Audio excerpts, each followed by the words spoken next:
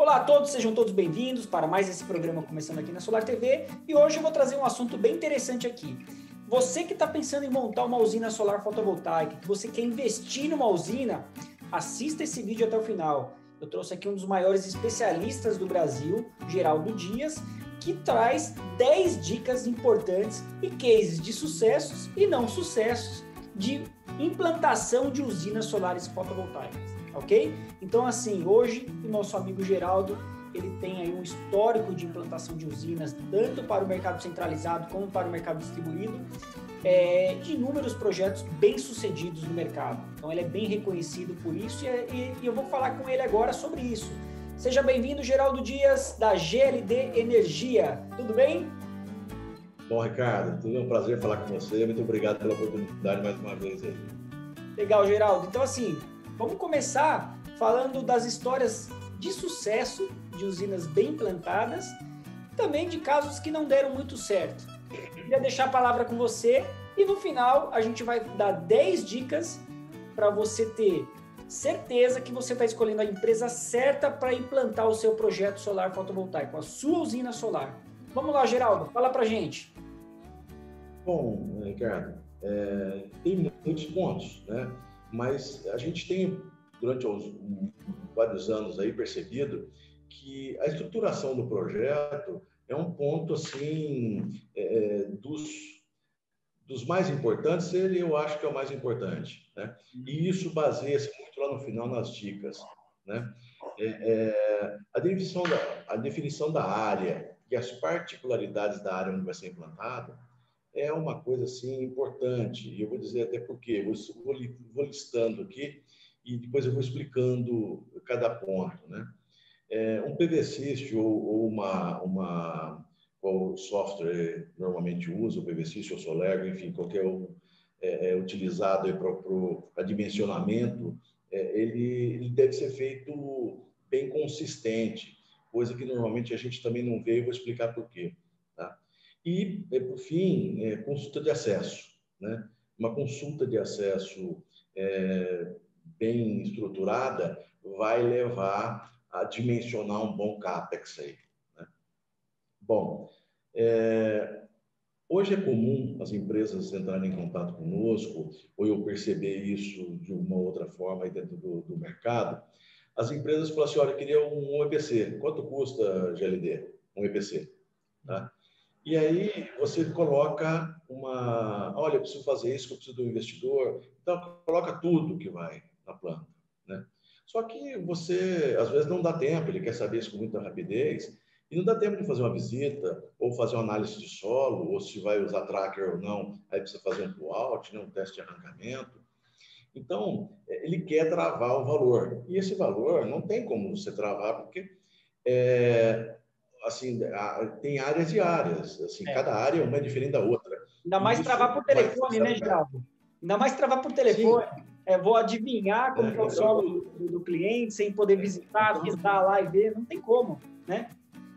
Então, como eu digo assim para o meu pessoal aqui dentro, né? Às vezes o cliente pergunta, fala, o que você quer? Eu quero tudo. Mas esse tudo é um negócio que você não tem nem como dimensionar, chutar. E isso, né, vai raciocinar lá no final quanto saiu o bate-pico. Então a GLD está cobrando R$5 o bate-pico, R$4 o bate-pico, enfim. E isso assusta porque fala, mas o outro está me fornecendo por 3, enfim, né, valores muito diferentes. E não existe mágica no mercado, né? Então, isso o ideal é que o mercado, né, se estruturasse para falar o que vai no empreendimento que gera energia e o que vai no empreendimento, no CAPEX, que é infraestrutura para essa energia, para esse conjunto gerar, né? Que talvez a infraestrutura de um terreno é muito mais cara que o outro, mas a geração pode ser mesmo. Então, você está comparando entre as empresas e até equipamentos, coisas similares, né? Módulos similares, inversores, enfim, a estrutura de subestação ali do skid, dos inversores, né? Então, mas todo mundo mistura tudo. Então, às vezes, uma planta de uma empresa X fique 50% mais cara para fazer. Bom, E isso leva a um outro problema também. Aí você dá o preço total, e você fala assim, eu vou fazer o mínimo possível. Não olhei a planta. E o cliente fecha com você. E aí você vê nas plantas, principalmente de GD, né, 99% isso acontece em GD, pode acontecer em GD, não que aconteça, mas pode acontecer, é que a empresa que vai executá-la, lógico, não vai fazer uma terraplanagem do que tem que ser feito necessário, ela vai fazer o mínimo possível para aceitar aquele sistema. Então, às vezes ele faz curva de nível, né, várias curvas de nível, porque o terreno não é bom. Enfim, ele vai se adaptando conforme a necessidade mais simples. Só que isso vai lá depois no OPEX, porque você não consegue acessar as ruas nem para socorrer uma pessoa se você precisar com um veículo, né, dentro da usina. Você não consegue acessar para fazer lavagem de módulo, o mínimo possível mecanizado. Você não consegue para fazer manutenção, enfim. Então, isso eu tenho visto alguns empreendimentos muito bons que foram negligenciados por causa do terreno. Para quê? Para se fazer um CAPEX cada vez melhor, né? Então, é uma estética, é um raciocínio que eu sempre falo isso para o meu pessoal interno. Nós estamos construindo uma indústria que produz energia. Essa indústria, ela foi feita para durar, não existe histórico aqui no Brasil, mas ela foi programada para durar entre 25 e 30 anos, pode até durar mais. Se lá no final você for substituindo as coisas conforme a necessidade, e isso estiver dentro de um OPEX legal, pode ser que dure a vida inteira. Então, mas no primeiro momento, todo mundo quer saber do CAPEX e negligencia o OPEX. E isso, para o valor do ativo, né, acaba, às vezes, você tendo um problema na mão. Se você precisar vender esse ativo, talvez você não consiga o valor que você acha que possa conseguir. Um outro problema aliado a isso é você rodar o software mascarando algumas informações sobre sujidade, sobre um monte de dados que você pode mascarar, que você reduz o CAPEX, você vai reduzir o investimento. Mas você está com uma porcentagem muito grande de não conseguir fazer isso, não conseguir gerar aquilo que você imaginava, tá? E isso pode acontecer, quem vende energia, né? Quem aluga suas instalações, pode ter problema, vai ter que comprar energia no mercado para entregar para aquele que você tem contrato de entrega. Tá? Então, os históricos aí têm demonstrado com chuvas, arraste de terra, tem se demonstrado um grande problema, tá? Para os empreendimentos aí, né?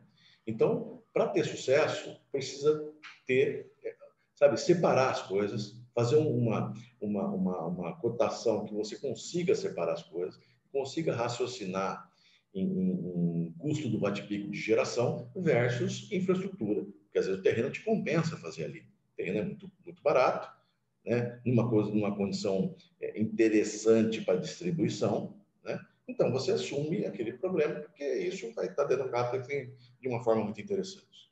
Tá? Legal. Quer dizer, não deixar se levar pela concorrência, né? Pelo desespero da concorrência. Assim, ou mesmo que a concorrência é muito importante, mas que você compare coisas iguais. Exatamente. Né? Você compare coisas iguais. Deixar né? claro para o cliente isso, né? Porque quando você fala, legal, meu watt-pico é tanto, mas o que tem no seu watt-pico? O que eu estou entregando a mais para o meu watt-pico custar X ou Y? E por que o watt-pico das três outras propostas que você tem, elas estão mais alinhadas e estão fora? Então a gente não está comparando a mesma coisa. A gente vê muito isso em serviço de pedreiro, né? O pedreiro ele não sabe fazer um orçamento. Aí ele não. Se você cair nessa pegadinha, daqui a pouco ele quer um aditivo, daqui a pouco ele não sabe, porque ele não calculou aquilo. Sim. Né? Então aí o negócio vai. Então, para não ter surpresa, aquela velha história, né, Geraldo? O barato sai caro. Né? Às vezes Sim. O barato sai caro. E nesse caso, né, você aplicar os equipamentos de uma forma errada, os equipamentos custam caro. Né? Então, assim, às vezes as pessoas diminuem o custo em coisas pequenas, né? Que a gente vai mostrar aqui depois aqui dos insucessos, né? Tá. Uma que eu já falei um pouco é sobre o foco, que você está fazendo empreendimento para 25, 30 anos, e não, mesmo que se você pensar em vender, estou construindo essa usina para vender, para comercializar o ativo, né? Quem compra precisa ter uma garantia de que está muito bem instalado, né? Hoje, cada vez mais, as seguradoras exigem uma comprovação de instalação, tá? Para que ela possa assumir a responsabilidade de danificar algum equipamento, né? Então, uma das coisas muito importantes disso é o aterramento bem feito, mas não só aterramento, o SPDA também. A turma às vezes confunde, pensando que fosse a mesma coisa, né? Mas não é, né? Tem a ver uma coisa com a outra, mas não é. Então, isso também tem se você tem uma descarga atmosférica aí e ela não consiga dissipar para onde deveria, ela pode danificar algum equipamento e o seguro, quando acionado, ele vai querer saber se o projeto foi bem feito. Exatamente. Cada vez mais as seguradoras estão se preparando, buscando conhecimento para isso, né, Geraldo? Para saber entrar, né, em projetos grandes como fotovoltaico, entrar em projetos desses, mas bem preparadas para entender ali quem está fazendo e como está fazendo, né? Agora, Geraldo, você tem visto no mercado aí, eu queria que você citasse assim, algum projeto assim, que você fala, erros assim que mais são cometidos, assim, né? Projetos que não deram certos. Olha, tem vários motivos. Um dos motivos ainda que está no case de sucesso é que um empreendimento de GD, vamos falar em 5 mega, tá? Ele desde a estruturação dele, consulta de acesso, enfim, rodar software, adquirir material para poder entrega, logicamente numa condição normal de mercado, ele está aí entre 13 e 15 meses para você entregar. Tem empresas que comercializam energia, constroem para comercializar energia, né? Entram em leilões particulares, né? Assim, de alguma empresa que leiloa para comprar energia para o próprio uso, né? Demorando 24, 36 meses para entregar. Tá? E isso por desordem da sequência lógica de você fazer uma má consulta de acesso, um parecer de acesso não tão consistente, que tem indas e vindas, né? Enfim, Mas hoje, os problemas maiores que eu vejo nas usinas é a forma construtiva. Eu sempre digo para o meu pessoal aqui dentro a responsabilidade que a gente tem. Assim, é difícil você falar que você vai ter problema nos equipamentos.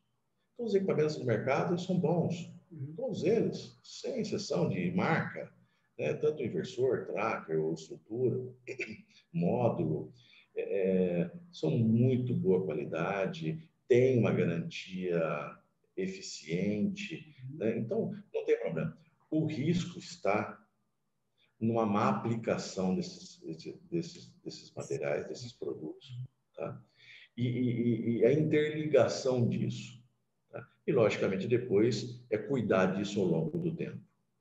Entendi. Então, às vezes você vê... Só abrindo um parênteses, Geraldo, assim, às vezes você tem ótimos equipamentos envolvidos naquela instalação, mas o padeiro é ruim, né?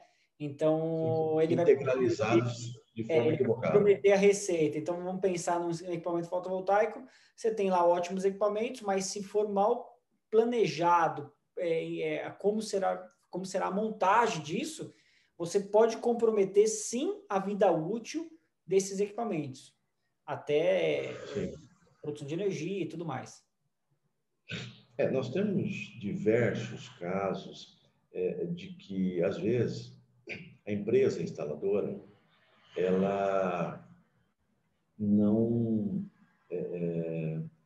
executa, vai economizar, por exemplo, porque às vezes o dono do empreendimento falou assim, olha, eu te dou o módulo, o inversor e os trackers para você, eu compro. O resto é problema seu, cabo, miscelâneas aí e tal, é problema seu. Então, às vezes, a empresa negligencia no Canaflex, que vai no solo para poder passar o cabo. Ah, eu comprei um cabo que ele tem resistência e não precisa do Canaflex. Né? É o que normalmente se ouve. Tá? E é verdade. Né? Não está ali, não estou mentindo.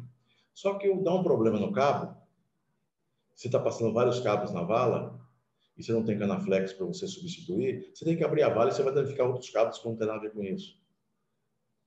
Porque eles estão juntos. Então, você vai abrir lá, você vai colocar uma escavadeira lá, você vai ter problemas sérios para você substituir. E um gasto maior de substituição. Sendo que isso é uma coisa corriqueira, que você lá solta as duas pontas, puxa o cabo, já passa o guia e passa outro cabo, tem que trocar. E isso é uma coisa normal do dia a dia. Né? Então, às vezes, as pessoas vão negligenciando coisas pequenas. Outra, não seguir as profundidades das valas. Eu vi empreendimentos grandes, assim, de 5 mega, passando o cabo CC com enxadão no chão, abrindo vala do enxadão. Nossa. A 10 centímetros de profundidade. Aí você vai roçando ali, com roçadeira. Às vezes tem gente, passando uma máquina, dando uma limpadinha ali, máquinas pequenas. Você vai, uma hora que você vai pegar esse cabo. Tá? Então, outra, às vezes o pessoal, para entrar no inversor, você vai lá e junta todos os cabos bonitinho, aperta todos os cabos bonitinho, coloca uma fita Hellerman lá, e bom. Isso é bonito, mas não tão usual, porque se aumenta a temperatura do cabo, diminui a geração. Né? Então, sabe, é um conjunto de coisas, é um engenheirado daquilo que você comprou bem. Então, o risco ao longo da vida está ali. É um risco grande. Tá? E por que isso ocorre? Porque o investidor ele vai comprar uma planta, sei lá, vamos dar um valor aqui hipotético, 30 milhões, sei lá quanto valor para comprar aí, unidade de valor qualquer. E ele fala assim, eu vou investir, tenho dinheiro, a lucratividade é boa, a taxa interna de retorno é boa, está tudo ótimo, eu vou investir. Vou contratar a GLT para fazer o serviço.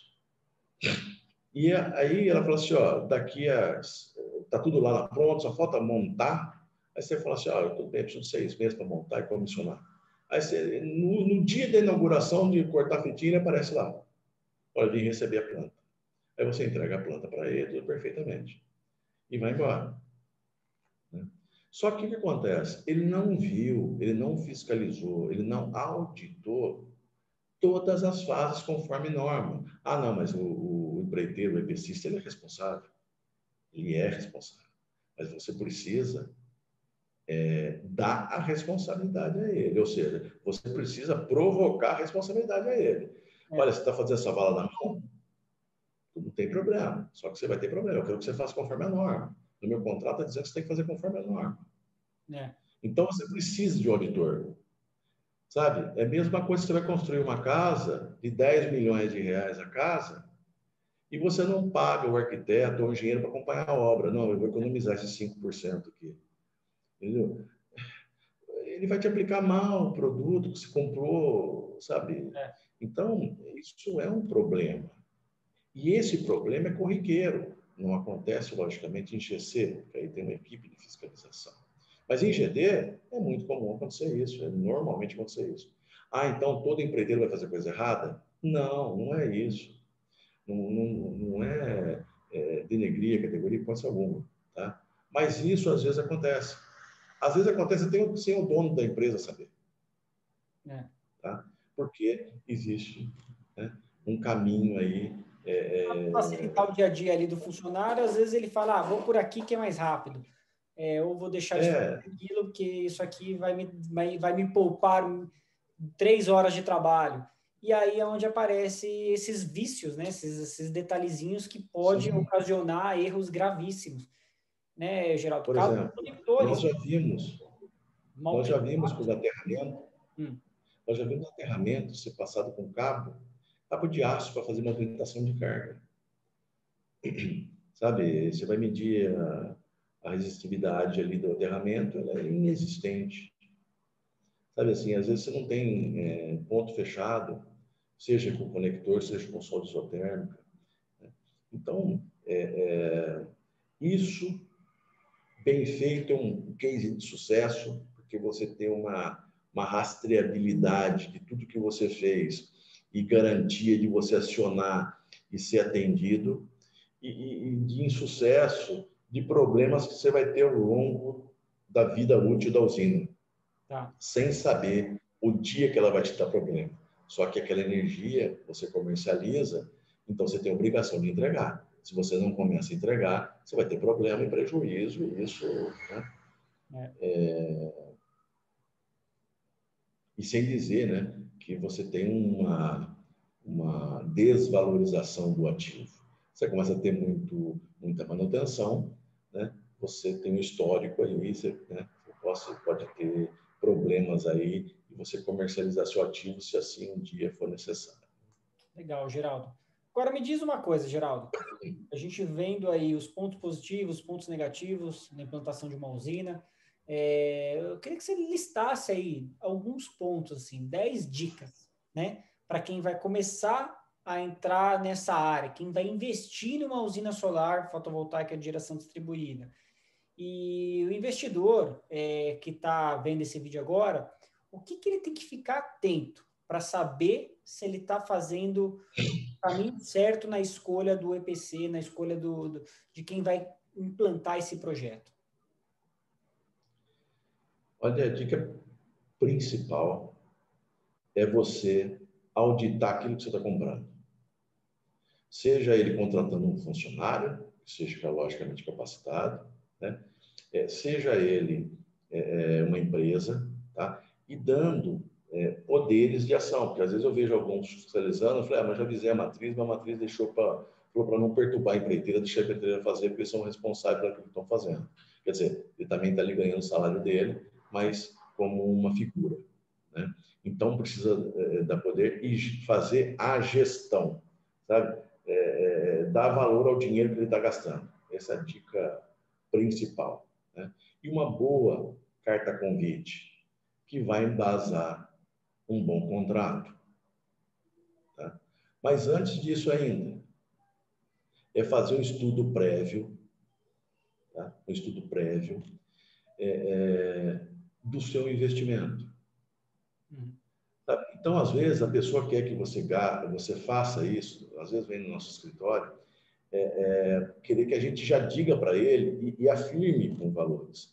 Vai ser um negócio, não vai ser um negócio ganha-ganha. Vai ser um negócio ganha muito, perde muito. Não é bom para os dois lados, né? Então, eu costumo dizer para os meus clientes o seguinte: vamos fazer uma consulta prévia, vamos estipular um valor aqui para fazer os estudos básicos que precisa para te dar a confiabilidade desse investimento. E se porventura você realmente decidir ir para frente, né, esse valor ele simplesmente zera. Eu vou abater esse valor do empreendimento, né? Colocamos isso em contratos e assim vai. Tem empresas que aceitam, tem empresas que não aceitam. E quando não aceita, nós não apresentamos o preço daquilo que a gente não enxerga, tá? A gente hoje tem um bom portfólio de clientes, né? Clientes esses que são clientes grandes. Então, a gente normalmente não encontra esse tipo de problema. Mas nós somos também muito procurados por empresas, por indicações, ou entra no nosso site, né? Depois eu até convido você a entrar no nosso site, um site novo, com bons cases, vídeos, né? Tem um código de conduta ética anticorrupção nosso lançado no final do ano passado, muito bom, que dá uma tranquilidade para quem nos contrata, né? Enfim, é uma condição boa. Uma outra coisa, um outro ponto que está lá atrás nos cases de sucesso ou insucesso, é ter uma TIR, uma taxa aí de retorno, né, consistente. Sabe, uma taxa de retorno consistente. Eu também tenho casos aqui de que o cliente chega com isso pronto e quer fazer uma estruturação de investimento. A gente tem alguns parceiros, algumas empresas que fazem investimento. Então, quando se monta um case de taxa de retorno, você percebe que às vezes o retorno que ele estava prevendo, né, não é uma realidade, porque está esquecendo de alguns casos, né? Esquecendo perda de potência de geração, enfim, então um monte de casos detalhados que ao longo de 25 anos, ao longo de 30 anos, ele se torna significativo. Tá? Então, uma boa carta convite, né, com exigências corretas, ou seja, contrata uma empresa para fazer uma RFP, uma carta convite consistente.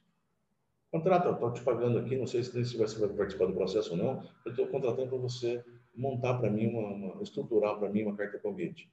E você usa para cotar. E, logicamente, vem informações corretas, faça um mapa, e aí sim você vai levar para o seu investidor, vai levar para o banco, enfim, ou você mesmo, com dinheiro próprio.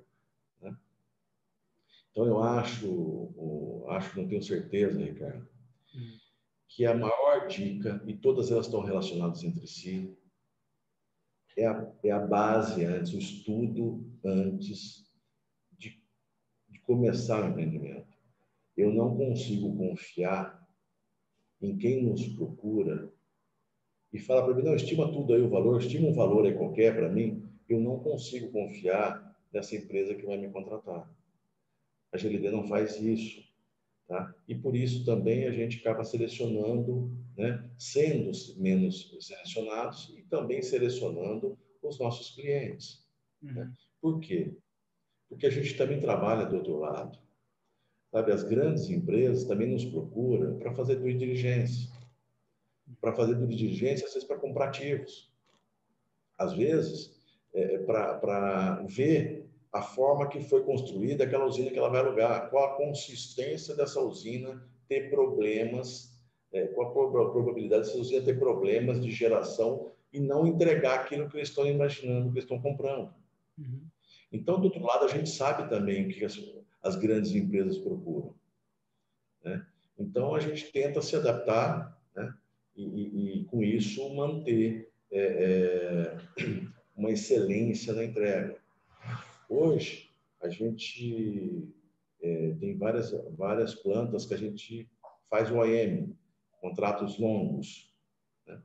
E assim, nós já estruturamos, no começo desse ano, veículos independentes que já vão montados dentro com geradores, com compressor de ar, às vezes para limpar painéis, com as máquinas para fazer poda de vegetação. Legal. Para fazer a parte elétrica, todos os instrumentos nossos. A GLD, o ano passado, investiu muito na compra de instrumentos de excelente qualidade, para fazer todos os testes que normalmente, às vezes, as empresas não têm ou não aplicam, né, para poder tirar esse dado e fazer história. Então, quando a gente vai receber uma planta, nós fazemos um laudo, como se fosse um comissionamento, toda a unidade, para saber aquilo que a gente está recebendo, qual a situação que está recebendo. Né? Para depois, então, zerar e começar uma nova vida de acompanhamento. Então, assim, as dicas muito boas são essas, né? Uma boa estruturação no começo, tá? Para que você não tenha problema ao longo da vida útil. Tudo isso vem estruturado junto numa boa documentação. Tem plantas que a gente chega e pede a documentação, vai lá para fazer alguma manutenção e pede os desenhos, os projetos atualizados, para que a gente possa analisar os circuitos e tal. Não tem na planta.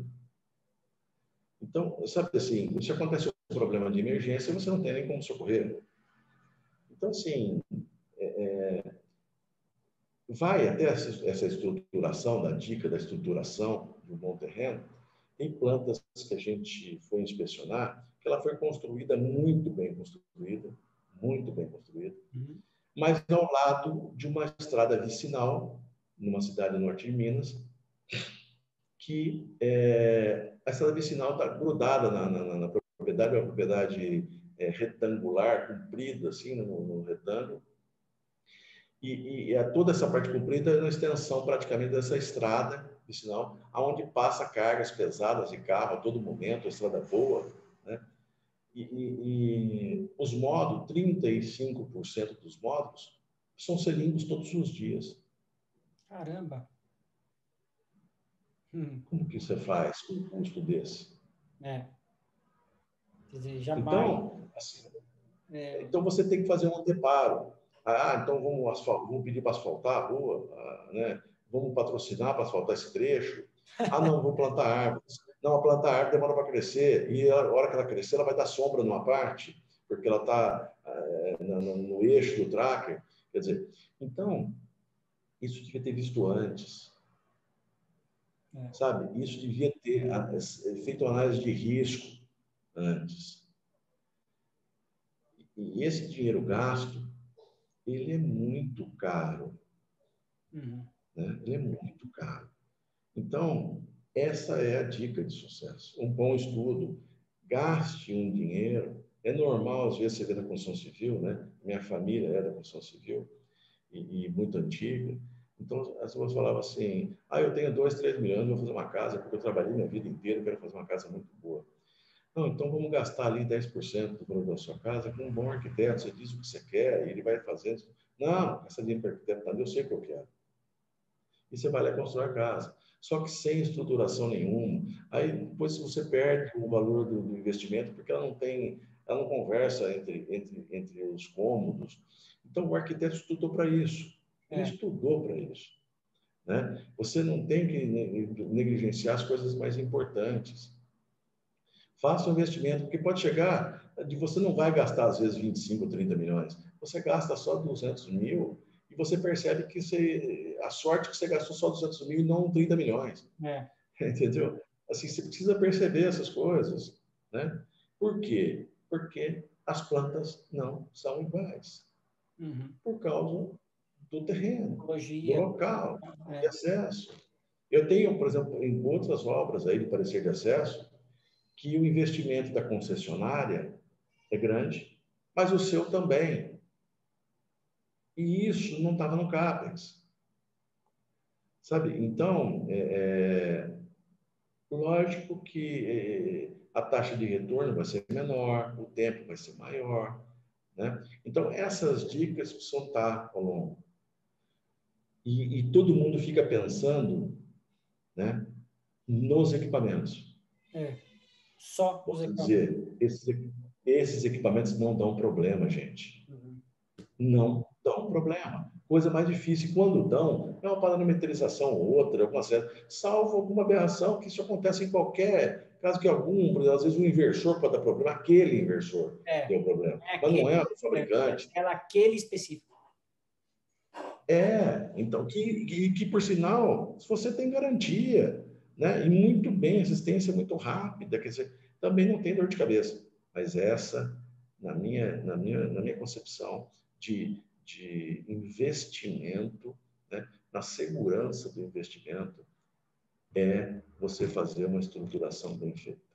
E essa estruturação aí tem subitens que ultrapassam 20, 30, sabe? Ter um detalhe muito bom, sabe? E principalmente, né, tem empresas aí que vivem de alugar terrenos, arrendar terrenos e construir usinas para esses clientes, grandes clientes. E você tem que ter um portfólio na mão. É como se você estivesse alugando imóveis. Você tem que ter um portfólio na mão, com boa conectividade, né? Assim, com acesso à conectividade fácil, né? Porque às vezes a concessionária ela tem que fazer o investimento dela. Mas ela fala assim, eu vou ter que gastar 2 milhões aqui a mais, é problema meu, você vai falar. Eu, por lei, tenho 24 meses para instalar. Só que você não pode esperar 24 meses. Aí você fala assim, não, tudo bem, eu vou pagar para você e a gente desconta isso em demanda, enfim, alguma coisa assim. Né? Mas é um investimento a mais que você tem que fazer e desordenado daquilo que você imaginou no fluxo de desembolso. Tem que ser pensado. Né? Se você tem um investidor atrás, ele não quer ter surpresas. Né? Ele quer fazer o desembolso conforme previsto e o retorno conforme previsto. Né? Então, eu acho que o nosso ramo ele precisa assim, no Avanda, às vezes todo mundo querer vender, você passa preços e depois você vai ter que fazer aquilo dar dinheiro porque você não quer ter prejuízo. Só que, você vai para o dono do negligenciar várias empreendimento, ele vai ter que sofrer o resto aí de 25, 30 anos. É isso aí, Geraldo. Que legal. Nossa, muito legal. Bem, você fez ótimas colocações aqui, ótimas reflexões aqui para levar para o mercado, porque é isso mesmo. Assim, às vezes ainda a gente não tem histórico de grandes problemas que estão acontecendo, porque tudo isso ainda é muito novo, mas daqui a pouco teremos históricos e aí vai fazer todo sentido tudo isso que a gente está falando aqui. E cada vez mais a gente vê as pessoas se preparando, né? Investidor, banco se preparando para entrar numa operação. E claro que ninguém quer sair perdendo e vão colocar em empresas sólidas, empresas que realmente têm uma estratégia, que têm um comprometimento de implantação de uma usina com qualidade. E é isso. Geraldo, para a gente fechar a nossa conversa, você quer colocar mais alguma informação importante? Não, Ricardo, eu acho que a gente abordou tudo que eu eu digo para meus clientes, né? Os meus amigos que normalmente me procuram, às vezes, até informalmente, para investir. Né? É um ramo muito bom, é promissor, o mercado vem crescendo, também vem se estruturando muito bem. Tá? A gente tem ainda coisas a melhorar, como todo lugar tem, uma melhoria contínua, isso é óbvio, né? Faz parte. Né? Eu aqui dentro da GLD procuro inovar, buscar condições de cada vez mais atender bem nossos clientes. Né? Uma dessas mudanças aí foram os sites. Né? Uma coisa que é bom lembrar, só rapidamente, é o seguinte, às vezes o cliente fala assim, olha, você tem alguma planta que a gente possa visitar? Essa é uma pergunta frequente. Né? E eu digo o seguinte, olha, primeiro, a gente tem um acordo de confidencialidade que não posso levar você na unidade, porque ali tem uma tecnologia que o cliente se dá o direito de dizer que ele não quer que veja da forma que foi construída a usina dele. Primeiro ponto. Mas vamos dizer que eu posso até pedir para o cliente, enfim, né, demonstrar isso. Né? Mas segundo, você não pode entrar dentro da usina, porque a usina é uma área energizada, tá? Que você precisa ter treinamento em NR10, né? Você tem índice de periculosidade, né? Você precisa, enfim, todo um cuidado, um EPI que você tem que usar, né, uniformizado, com tudo, né? E ainda mesmo assim, pode acontecer algum problema. Então, como eu vou levar uma pessoa lá, né? Chegar lá, andar e falar, puxa, está visto. Às vezes é uma viagem, você tem que pegar avião, ir para outro lugar, alugar carro, enfim, é um gasto desnecessário, tá? Então, assim, assistindo um vídeo talvez seja exatamente a mesma coisa, com coisa até melhor, que você consegue parar ele, ver coisas, detalhes e ficar analisando ele o tempo todo. Nós temos alguns vídeos aí, tem que colocar no YouTube, tem colocado alguns vídeos no nosso site, tá? E sempre ficamos à disposição do que for necessário aí para poder esclarecer para o cliente e prestar um bom serviço. Legal, Geraldo. Tá aí, pessoal. Hoje a gente conversou com o Geraldo Dias, da GLD Energia. Seja bem-vindo sempre aqui na Solar TV, Geraldo, e eu tenho certeza aí, conhecendo o Geraldo aí a fundo, da qualidade do serviço, da qualidade da empresa dele e das plantas aí, inúmeros projetos que ele já tem implantado no Brasil inteiro. Geraldo, mais uma vez, muito obrigado e nos vemos em breve aqui na Solar TV aqui para mais uma conversa.